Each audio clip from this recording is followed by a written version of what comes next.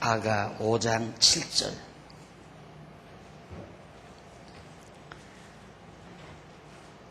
성중에서 행순하는 자들이 나를 만나매 나를 쳐서 상하게 하였고, 성벽을 파수하는 자들이 나의 웃옷을 벗겨 취하였구나.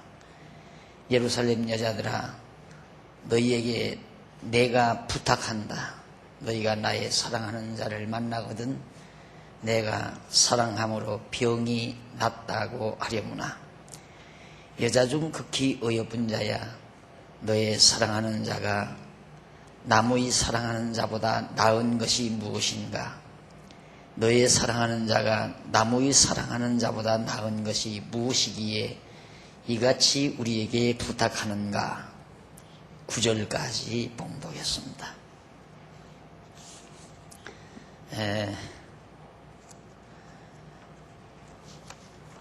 신랑을 잊어버린 신부의 애절한 노래를 지금 우리는 살펴가고 있는 겁니다.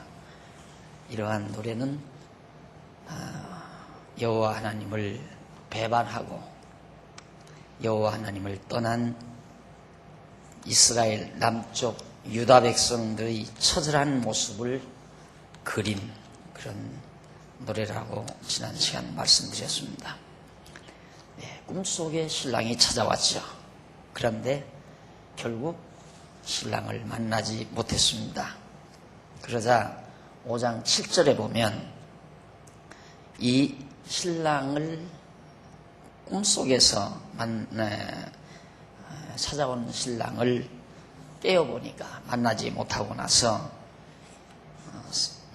이 신부가 노래를 부르는 내용인데, 성중에서 행순하는 자들이 7절에 보면 성중에서 행순하는 자들이 신부를 만남으로 신부를 쳐서 상하게 했고, 성벽을 파수하는 자들이 신부의 웃옷을 벗기어 취하였다고 신부 스스로가 말하는 것을 솔로몬이 노래한 겁니다. 그러니까 신부는 신랑 찾으러 나섰다가 파수꾼들 그리고 성을 순찰하는 자들, 이런 자들에게 붙들려서 봉변을 당한 거죠.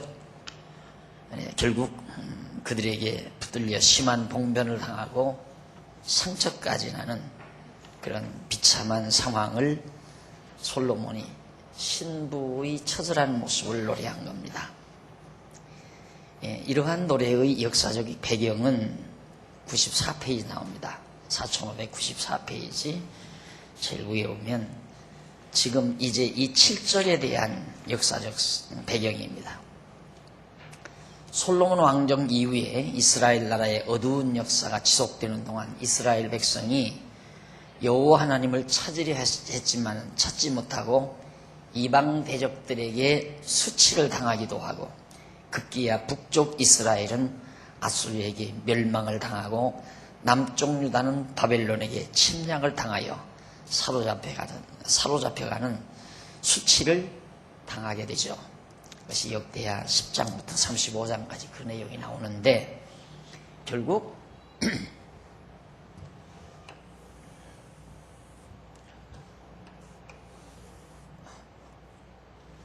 이 시대의 역사를 그린 겁니다. 70년 포로, 여기 멸망, 721년에 아수르에 의해서 멸망하는 장면. 그러니까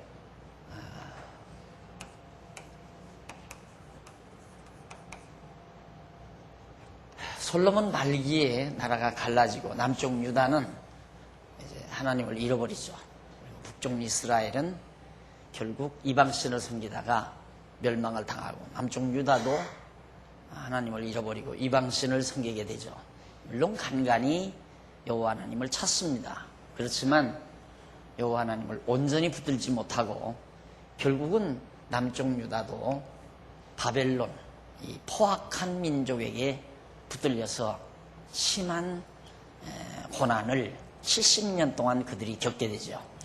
이러한 미래사, 솔로몬이 지금 여기서 이 솔로몬 때의 이 아가 내용을 얘기한 거니까 이렇게 장차 이루어질 민족의 역사, 참 슬픈 역사죠. 괴로운 역사고 부정적인 측면이라고 우리들은 생각을 하죠.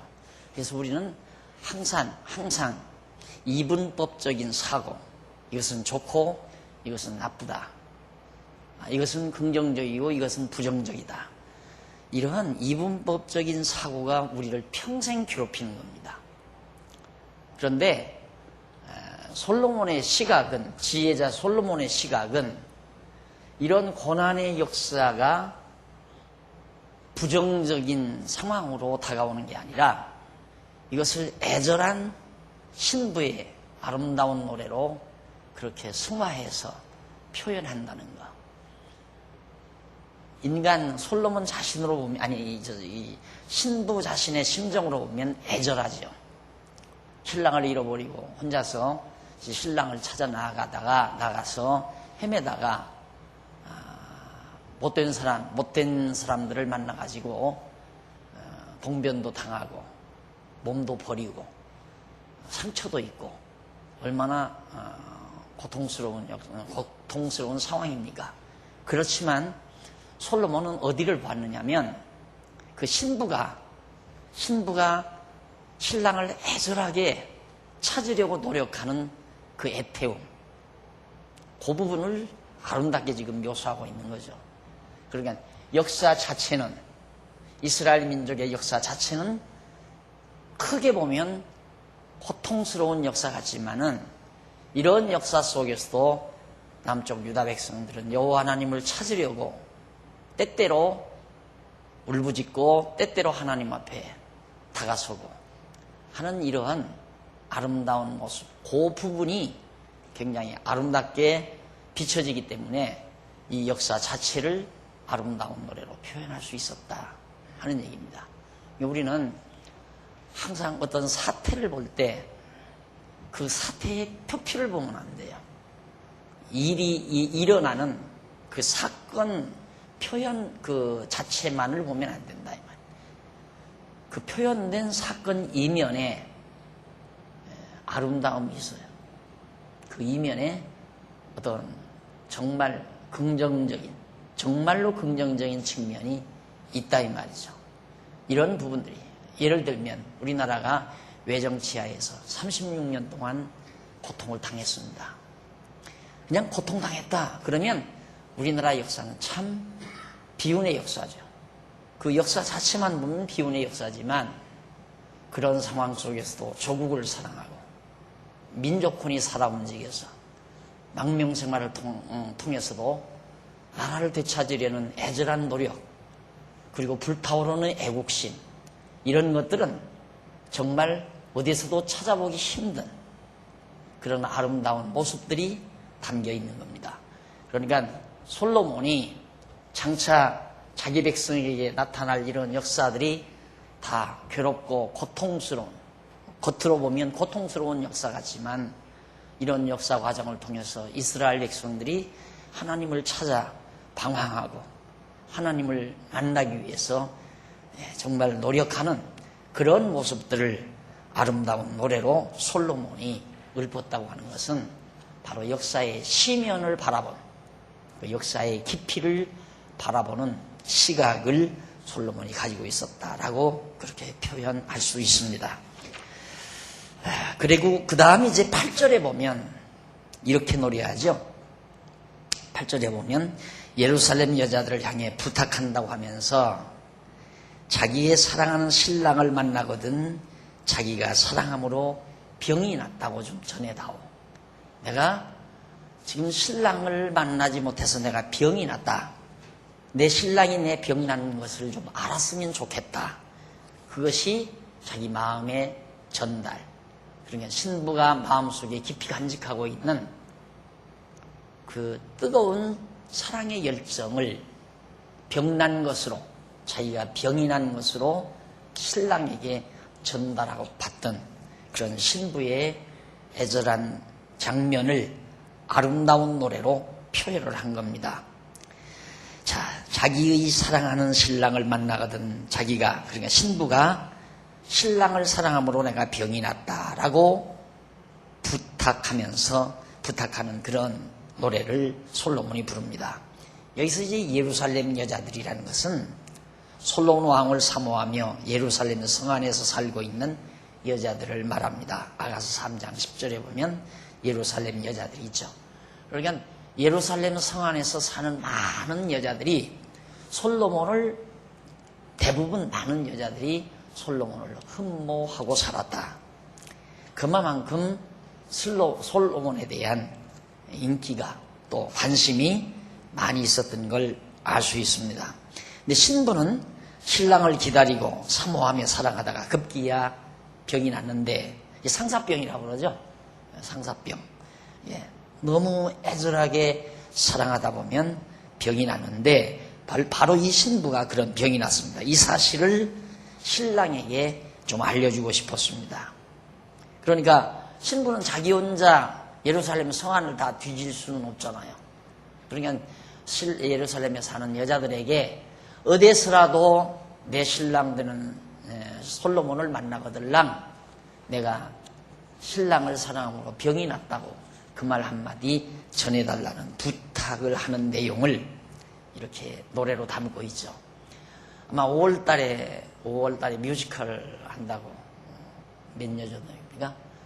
3년 앞인가요? 뮤지컬 한다고 그러는데, 이 아가서 내용을 아마 정말 명배우들이 잘할 수 있는 기능을 가지고 있는 분들이 이 아가서 내용을 뮤지컬로 표현한다면 아마 굉장히 정말 좋을 것 같아요. 내가 볼 때. 이게 주고받는 얘기 아닙니까?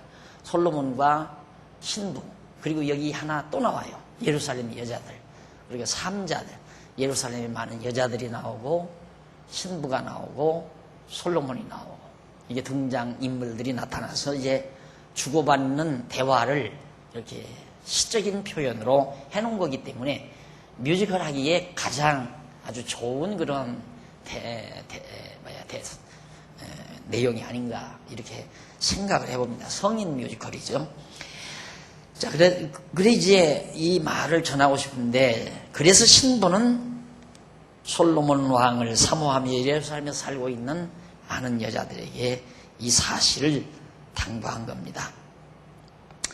이 노래의 역사적 배경이 뭐냐면, 북쪽 이스라엘이 아수르에 의해서 멸망을 당한 얼마 후에 바벨론으로 잡혀간 남쪽 유다 백성들은 고통스러운 아픔을 여호와 하나님께 애절하게 하소연하면서 구원해 주시기를 간구합니다.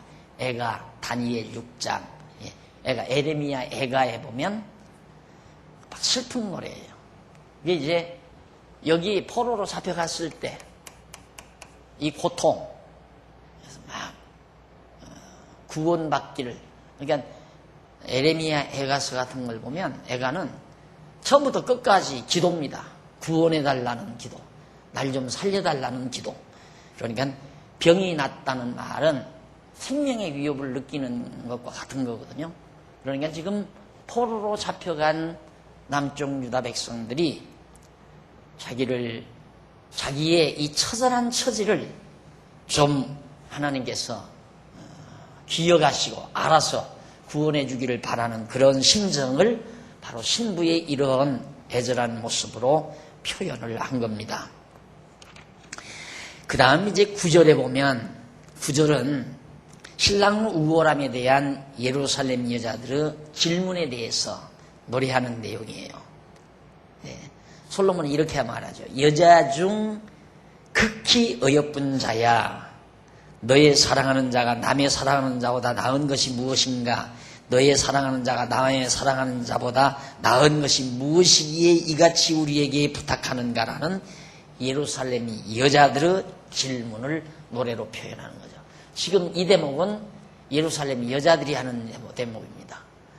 야, 얼마나 네 신랑이 잘났기에, 잘생겼기에, 다른 남자보다 나은 것이 도대체 뭐기에 그처럼 애절하게 네 신랑을 찾느냐, 이렇게 노래하는 얘기죠. 우리에게 부탁하는가. 그것이 무엇이기에 이같이 나 병 났다고 그걸 좀 알려달라고 부탁하는가.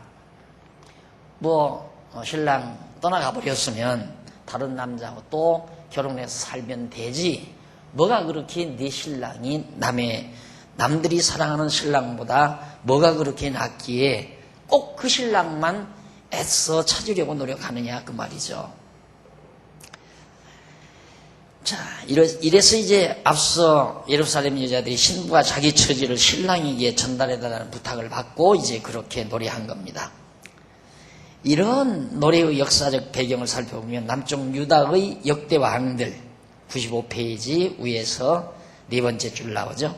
남쪽 유다의 역대 왕들 시대에도 그러하듯이 바벨론 포로 시대의 다니엘 선지자를 통해서도 여호와 하나님이 어느 이방 신들보다 우월한 신이라는 사실을 밝히 보여주게 됩니다.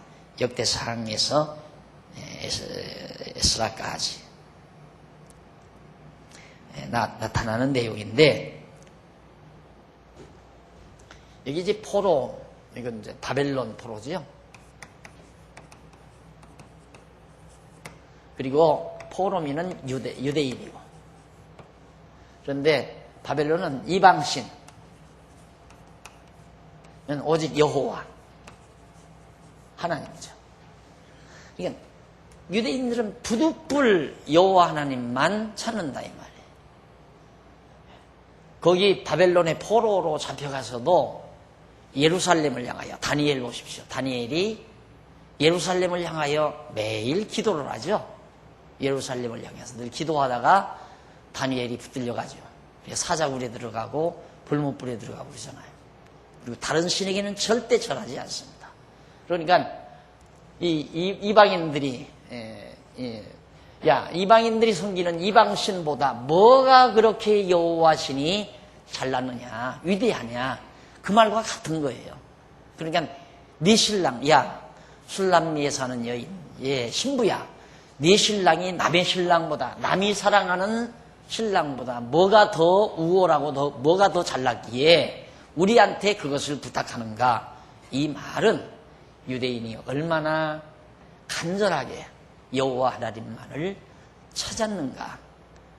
다니엘과 같은, 그리고 다니엘의 친구 사드락과 메삭과 아벳느고, 그리고 모르드게, 이런 등등의 위대한 유대의 지도자들, 오직 여호와 하나님만을 간절히 사모하는, 여호와 하나님을 잃어버리고 나서 그 하나님을 다시 예루살렘 성전을 짓고 거기에 여호와의 이름을 모시고 여호와 하나님을 섬기며 살고 싶은 뜨거운 열정으로 불타는 그런 유대민족의 마음을 바로 지금 이런 신부와 예루살렘 여자들의 노래로서 그렇게 담아내고 있다는 것.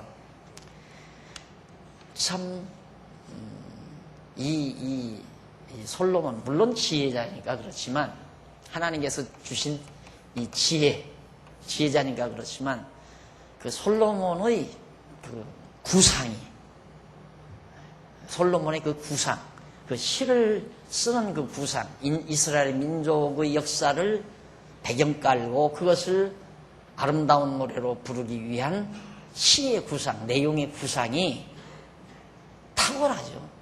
진짜 탁월하죠.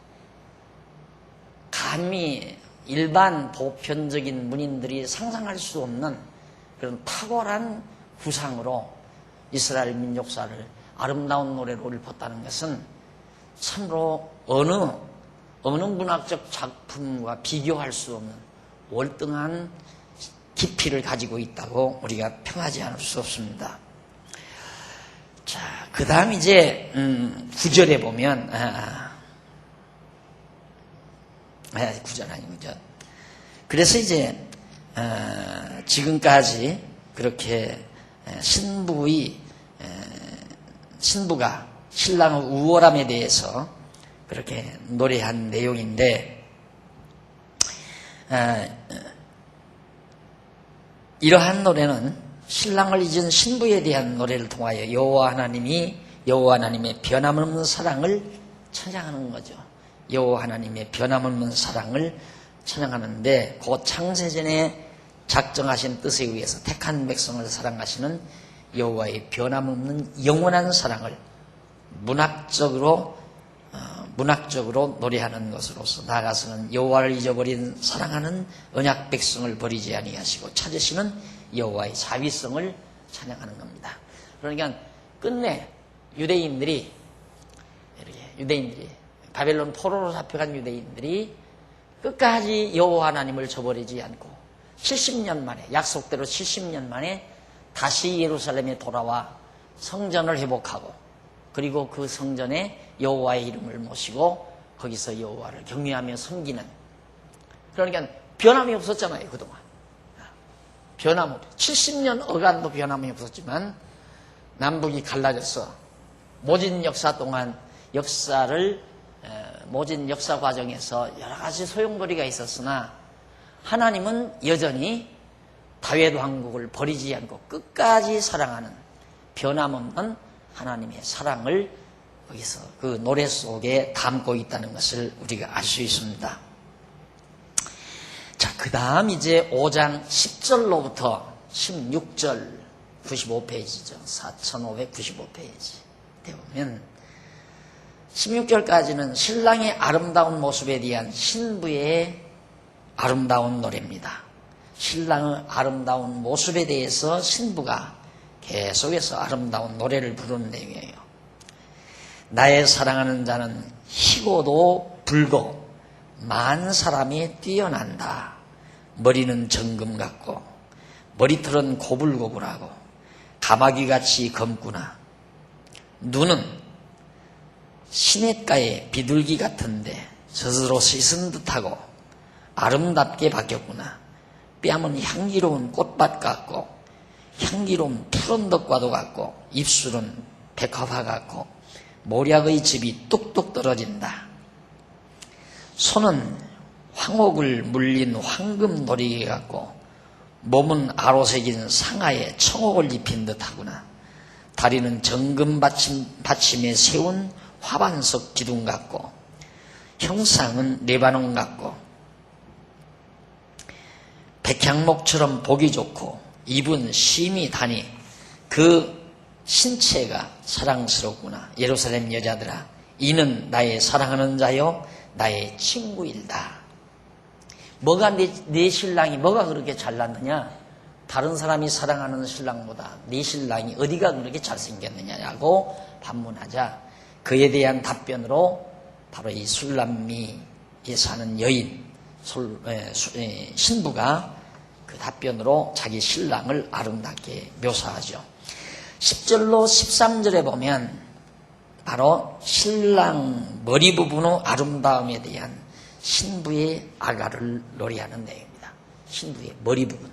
그래서 우리말에 머리끝에서 발끝까지란 말이죠.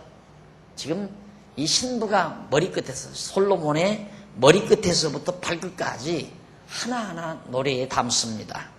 그러니까 온몸이 다, 전신이 다 아름답다라는 얘기죠. 나의 사랑하는 자는 희고도 불고 많은 사람에 뛰어난다는 신랑에 대한 신부의 사랑의 노래를 불렀는데, 신부는 예루살렘 여자들의 질문을 받고 먼저 자기 신랑의 안색이 아름다워서 많은 사람 중에 뛰어난다고 자랑을 한 겁니다. 안색이 아름답다. 여기서 안색이 희고도 붉다는 것은 귀족다운 건강미를 나타내는 겁니다. 가장 귀족다운 건강미.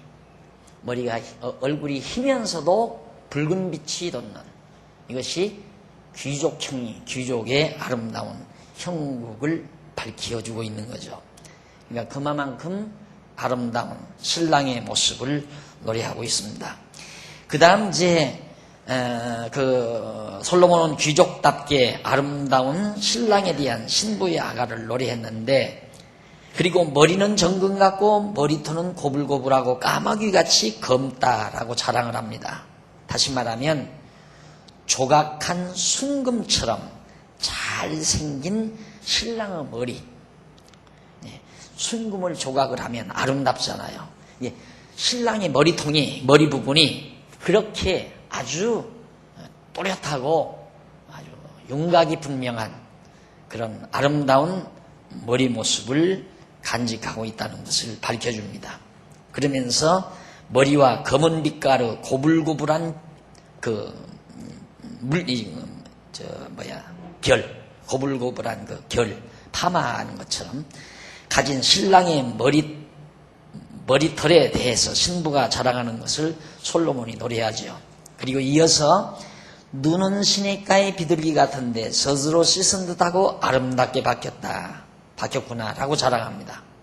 시냇가의 비둘기처럼 맑고 깨끗한 시냇가의 비둘기가 앉아있는 비둘기의 눈은 바로 시냇물에 비춰서 더 아름답게 더 깨끗하게 비춰지는 겁니다.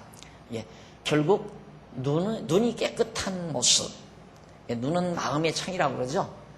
눈이 깨끗하다는 것은 마음이 깨끗하다는 말과 같이 이해할 수 있습니다. 그러니까 솔로몬의 눈을 깨끗하게 신부가 노래한 것은 자기를 사랑하는 솔로몬의 마음이 잡티가 없이 깨끗함을 그렇게 밝혀주고 있는 거죠. 그러면서 시냇가의 비둘기처럼 맑고 깨끗하며 젖으로 씻은 듯이 윤기 나는 우유로 되게 이렇게 씻어놓으면 나뭇잎파리도 저런 화분 같은 것도 우유로 이렇게 닦아놓으면 아주 반질반질하잖아요. 그런 것처럼 아주 솔로몬의 눈빛이 윤기가 났다. 자, 그러면서 이어서 뺨은 향기로운 꽃밭 같고 향기로운 푸른 덕과도 같고 입술은 백화과 같고 모략즙이 뚝뚝 떨어진다고 자랑합니다. 다시 말하면 향기로운 꽃밭이나 풀 언덕처럼 아름다운 신랑의 뺨과 그 다음 백화밭처럼 아름답고 모략즙이 뚝뚝 떨어지는 사랑이 촉촉이 젖어 있는 신랑의 입술에 대해서 자랑하는 건데, 여기서 하필이면 왜 뺨을 향기로운 꽃밭이나 푸른덕이라고 그렇게 노래했을까? 그건 우리 동양인들은 비교적 그렇게 수염이 나는 사람이 없지만은 되게 그런 사람들은 이 뺨 부분으로부터 이제 막 수염이 쭉 늘어지잖아요. 그래서 꽃밭과도 같고 수풀과도 같다. 그래서 그 뺨이 그만큼 아름답다라고 노래한 겁니다. 그래서 이 얼굴 부분, 이 머리 부분 어느 한 곳 흠집 없이 아름답다고 신부가 노래한 거죠. 이런 노래의 역사적 배경은 남쪽 유다 역대 왕들 시대에도 더러 그러했듯이 바벨론 포로 시대에도 다니엘 선지자를 통해서 여호와 하나님이 어느 이방 신들보다 특별하게 우월한 신이라는 사실을 보여주게 되죠. 이와 같이 장차 이루어질 역사 섭리를 바탕으로 솔로몬이 신학적 방법에 의해서 노래한 겁니다. 그러니까 바로 이 장차 이루어질 역사 과정에서 하나님은 이스라엘 백성들을 향해서 바라보시는 하나님의 얼굴, 하나님이 이스라엘 백성을 바라보는 하나님의 그 영광스러운 얼굴, 이런 어려운 중에도 그렇게 아름다운 하나님을 유대인들은 늘 사모하고 늘 찬양하고 그리워하는 그러한 역사 과정을 미리 내다보면서 솔로몬이 노래한 것이다. 그렇게 생각을 하시면 됩니다. 그 다음 97페이지 14절로부터 16절 제상단에 보면 신랑의 몸 부분과 입의 아름다움에 대한 신부의 아가를 노래합니다. 몸과 입, 손은 황옥을 물린 황금 놀이개 같고 몸은 아로새긴 상아에 청옥 입힌 듯하구나 라는 신랑에 대한 자랑인데, 여기 황옥을 물린 황금 놀이개는 보석을 박은 황금 가락지를 말합니다. 이 황금, 보석 박은 황금 가락지.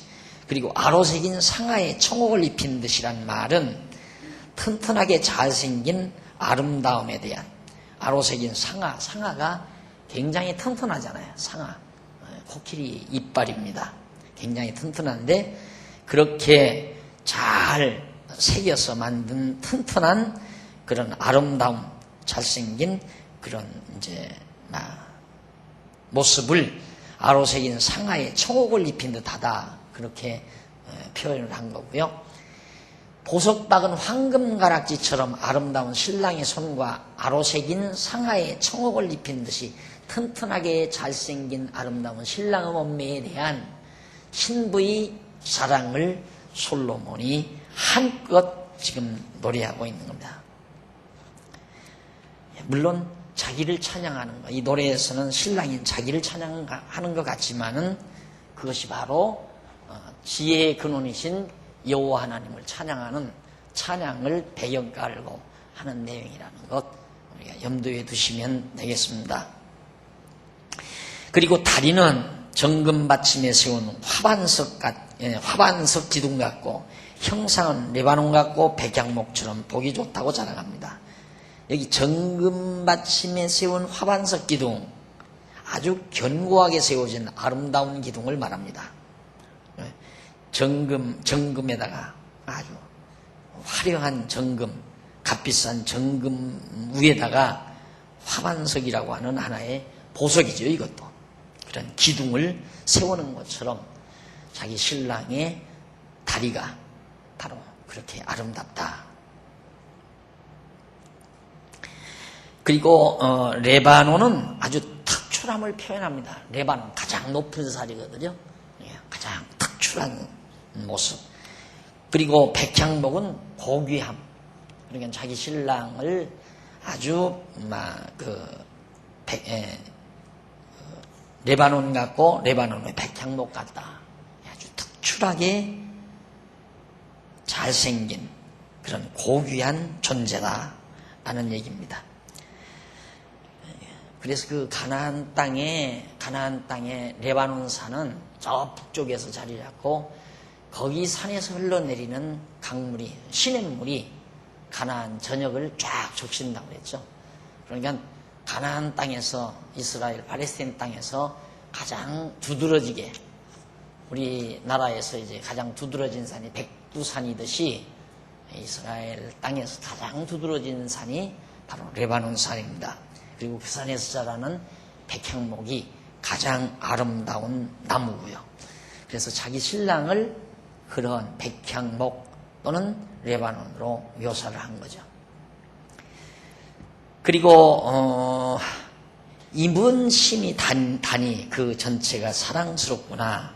예루살렘 여자들아, 이는 나의 사랑하는 자요 나의 친구일다 라고 자랑을 했는데, 입은 심이 단이라는 말은 입맞춤 달콤한 사랑을 느낌에 대한 그런 표현입니다.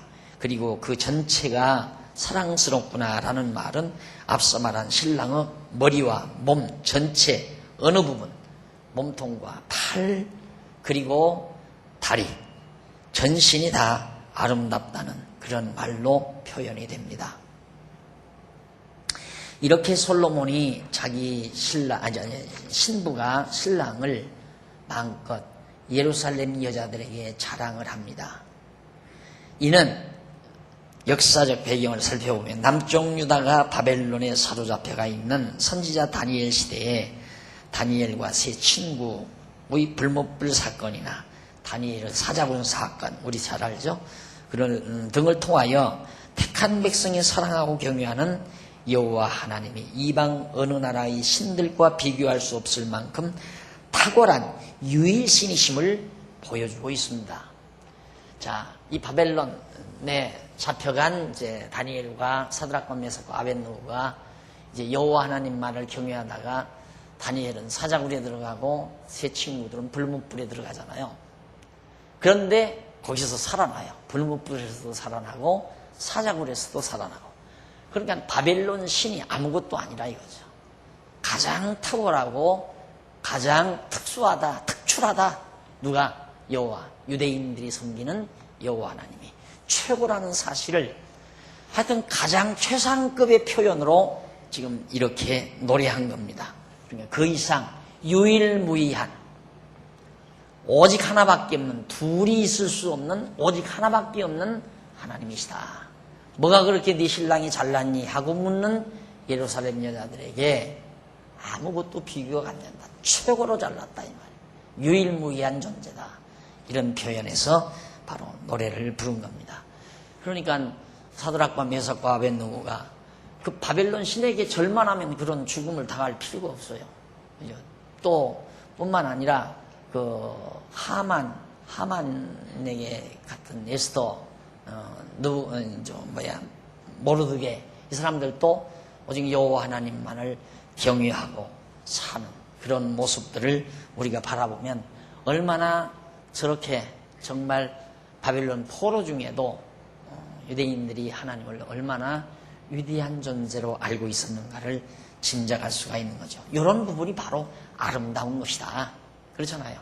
이 역사 표피, 역사적인 사건 자체만 보면 참 치욕의 역사죠.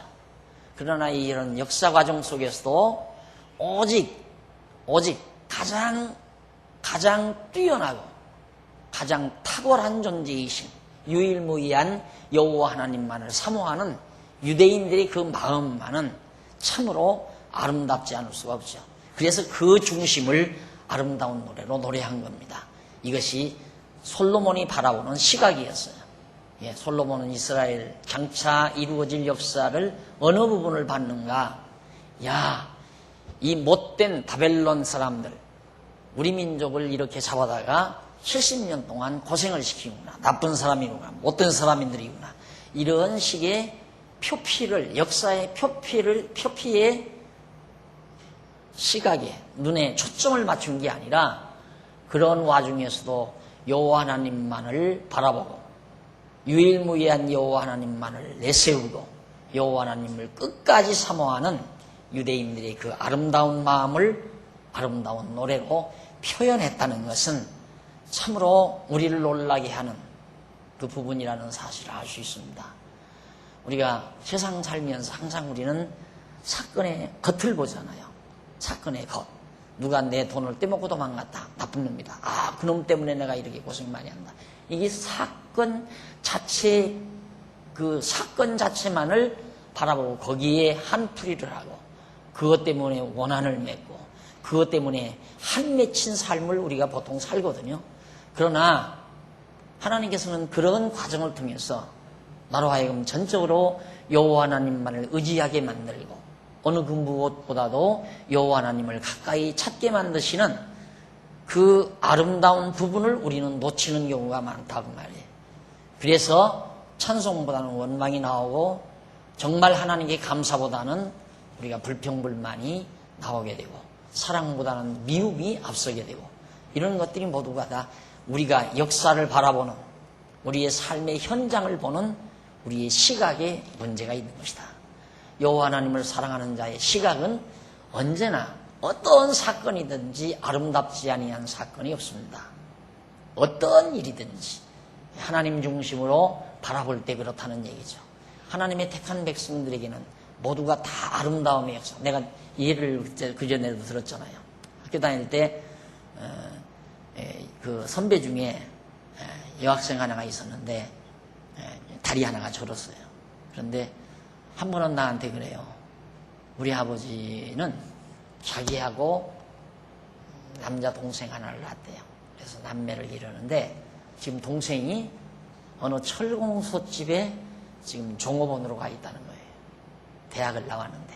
왜 그러냐 그러니까 아버지가 거기에다가 친구한테 얘기해서 취직을 시켰대요.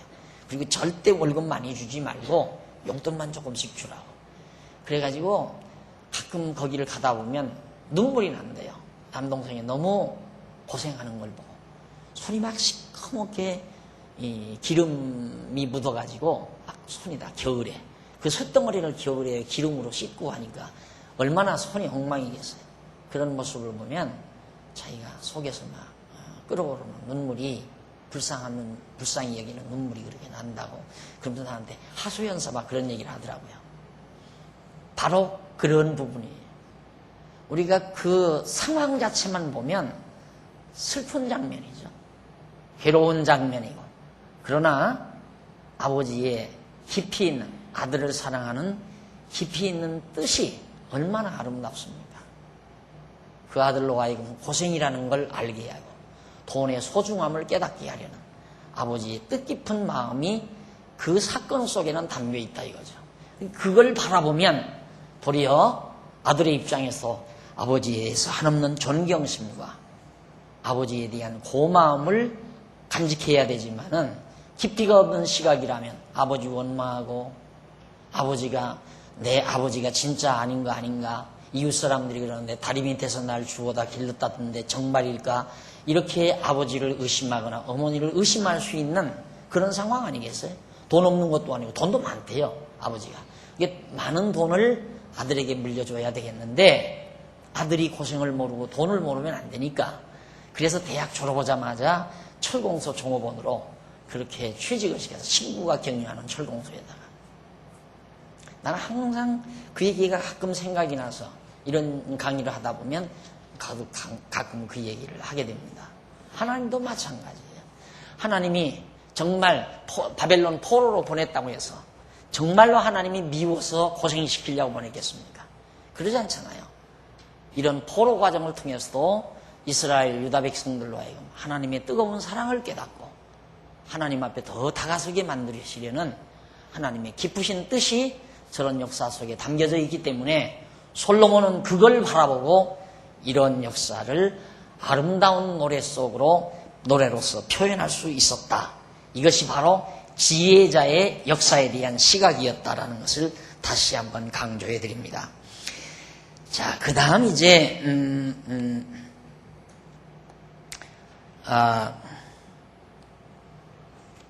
그 다음에 넘어가 보면 6장 1절로 3절 나갑니다.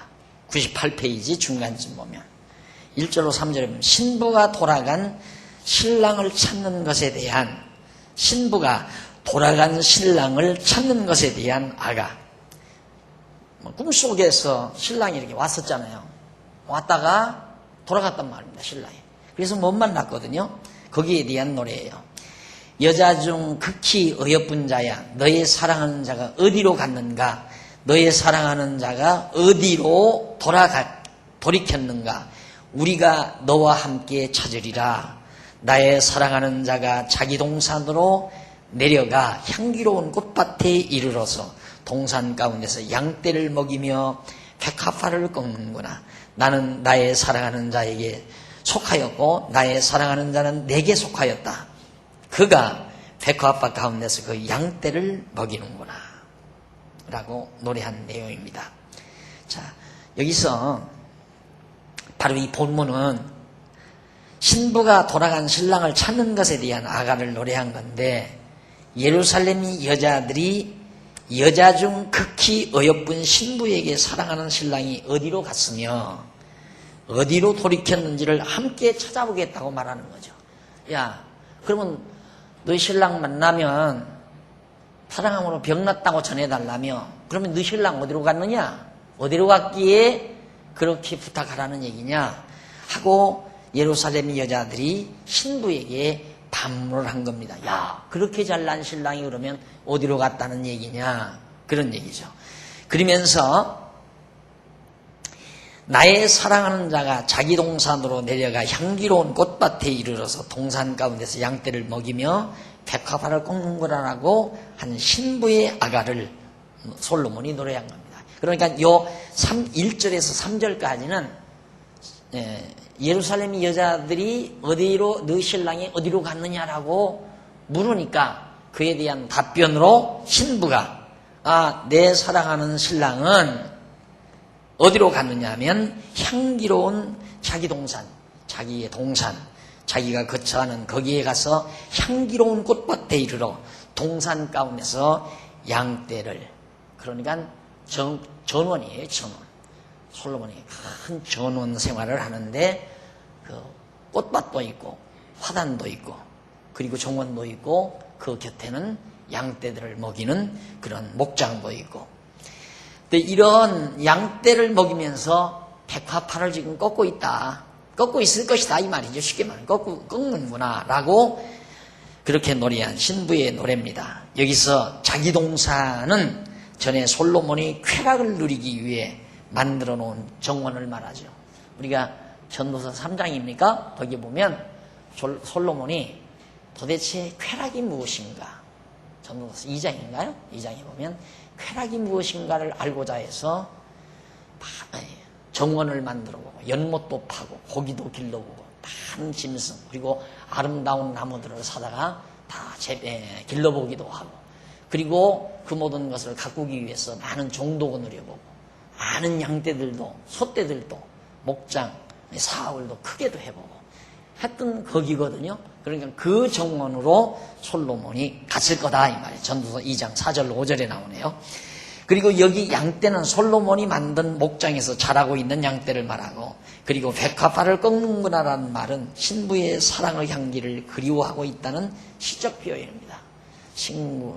백합화를 꺾는구나라는 말은 신부의 사랑의 향기를 그리워하는 백합화가 향기의 대표적인 꽃 아닙니까?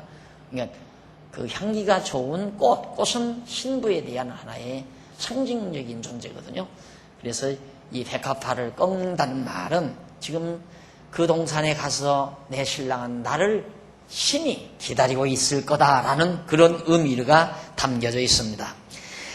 곧 사랑하는 신랑 솔로몬이 자기가 만든 동산으로 가서 솔로몬의 동산으로 가서 양무리를 돌보면서 백합화를 꺾으면서 신부를 그리워하고 있다는 것을 시적으로 묘사한 신부의 노래를 솔로몬이 노래한 거죠.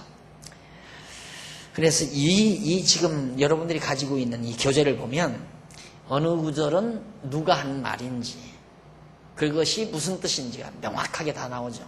이 아가의 내용이 아가 이 시의 내용의 어려움이 뭐냐면 누가 한 얘기인지 분별하기가 어려워요. 그냥 연속적으로 해놨으니까 우리 말로 우리 보통 하면 이제 막 뮤지컬 같은 데 보면 신랑 이러고 뭐라고 신부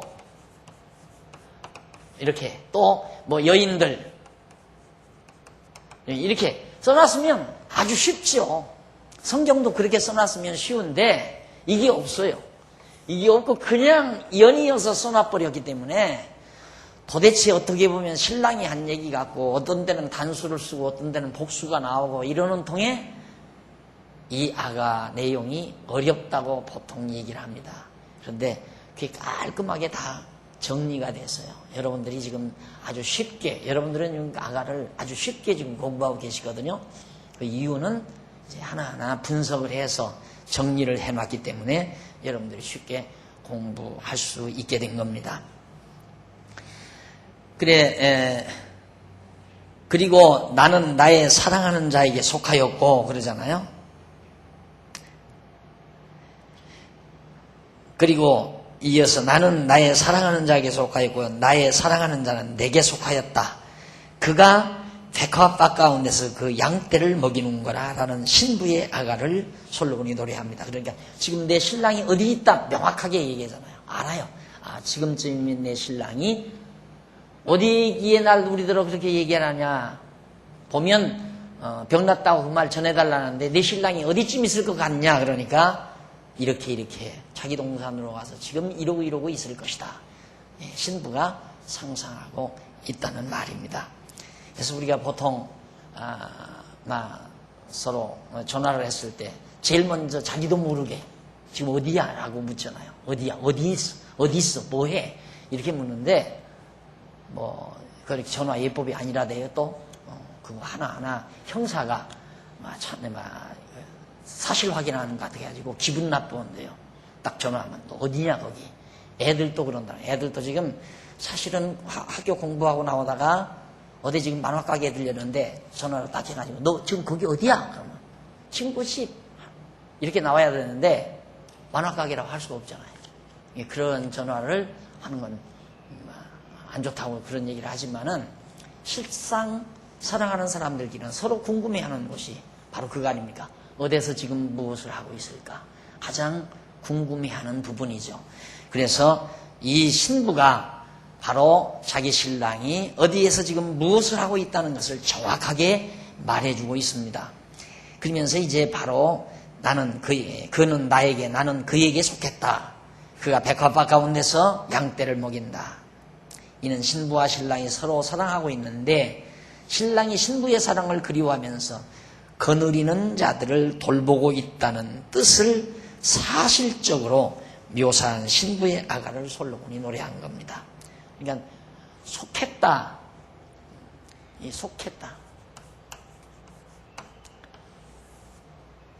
속했다, 이 소유.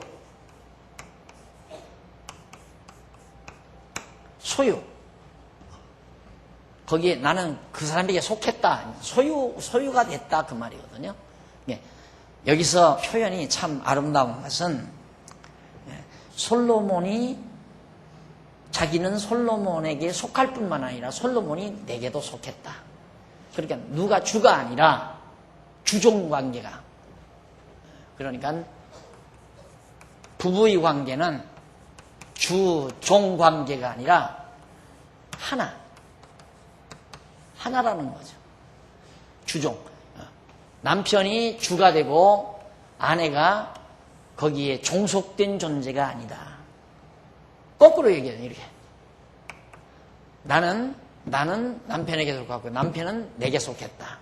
그래서 결국은 뚜렷하게 주종관계가 아니라 하나라고 하는 이런 표현으로 솔로몬이 노래했다고 하는 것은 그 당시에 솔로몬의 남녀에 대한 관념, 어떻게 부부관계를 어떻게 솔로몬이 보았는가, 이런 것들을 우리가 볼 수 있습니다.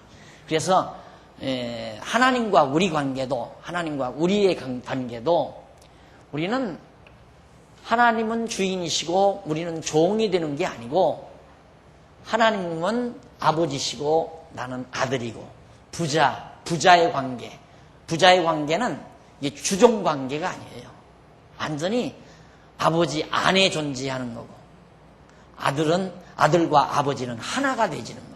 그래서 예수님은 우리의 머리시고 우리는 그의 몸이라서 한 몸을 이룬다 라는 그런 의미를 여기서도 엿볼 수가 있습니다. 한 몸이 된다라고 하는 사실. 그래서 결국 예루살렘 여자들이 신부에게 함께 신랑을 찾는 제안을 했으면은, 신부는 자기 신랑이 어디에서 무엇을 하고 있는가를 알고 있다는 사실을 밝혀준 거죠. 이 노래의 역사적인 배경은 뭐냐면, 유다 백성은 여호와 하나님을 떠나 이방 나라로 잡혀가서 고통을 당하며 살고 있습니다. 그렇죠?